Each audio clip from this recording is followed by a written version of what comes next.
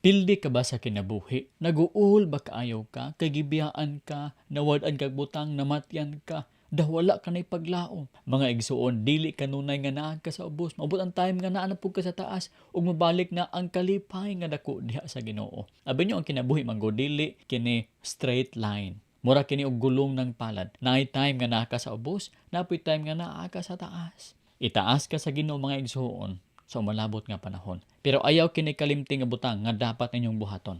Unsa ka kini nga butang? Tan-awon ta kana sa kinabuhi ni Job.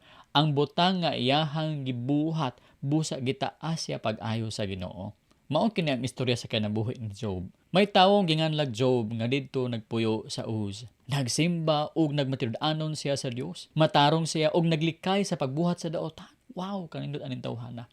May 7 siya ka anak nga lalaki ug 3 ka anak nga babae. Aduna siya 7,000 ka karnero, 3,000 ka kamelyo, 1,000 ka baka ug 500 ka asno haskang datua.